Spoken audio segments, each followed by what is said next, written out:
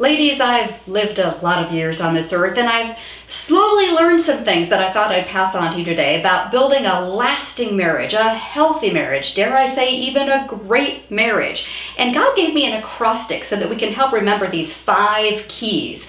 The letters spell great, as in building a great marriage. And I'm going to try to run through these 5 keys in less than 5 minutes, I promise you. So hang in there. I'm going to breeze through them, and you can kind of study them later on if you want to, because I'm going to give you a Bible verse that goes with each one of these keys. The first key in the word great, the letter G, stands for God. Now, don't just blow by this concept, because this is pivotal.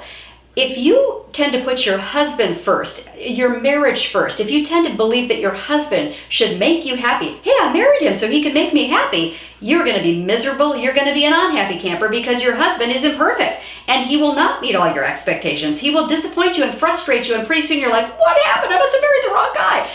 Because this is all backwards anyway. God says he should be number one. Matthew 22, starting in verse 37, 38, 39, you can read all about it, that we're supposed to love the Lord our God with all our heart, our mind, and soul, and strength. So he should be number one. When you put him number one and you look to him to meet your emotional needs, and you don't put all your eggs in the basket of your husband, that he should be the one making you happy, things are going to be so much better in your life. So God is first. The letter R stands for resentment.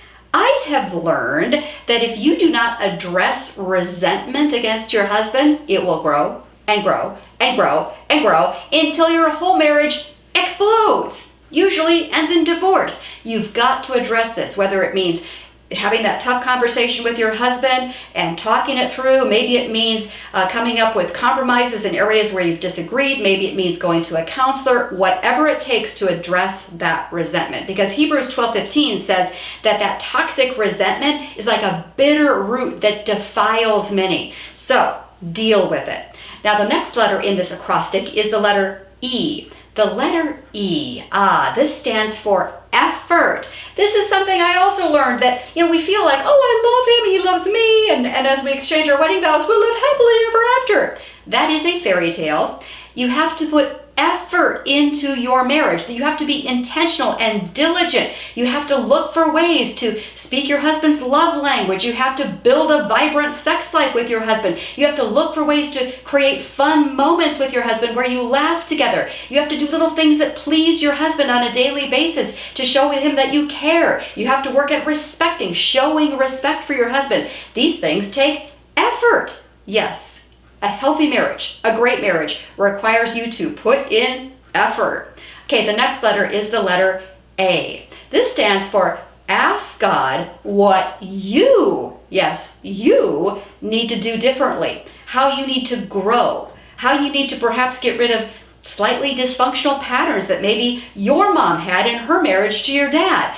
Maybe you're a conflict avoider, and this is not going to bode well for your marriage. You need to learn how to engage in conversation with your husband when you are in disagreement, and how to engage in a healthy way. Maybe you've been overly critical because your mom was overly critical, and so you tend to lash out at your husband when you disagree, and that's not healthy. Ask God in what ways you need to grow and change. And then lastly, the letter T, which stands for treasure, as in treasuring the good things about your husband, because I know it's so very tempting and so easy to dwell on what's wrong. And I found that when I dwell on my husband's imperfections, I'm unhappy.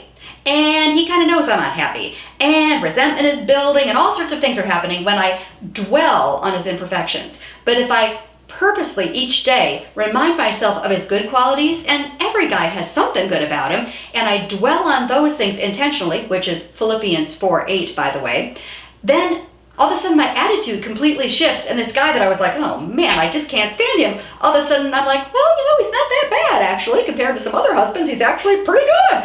And so again, treasuring what is good about your husband. The acrostic is great. Press into these things every day.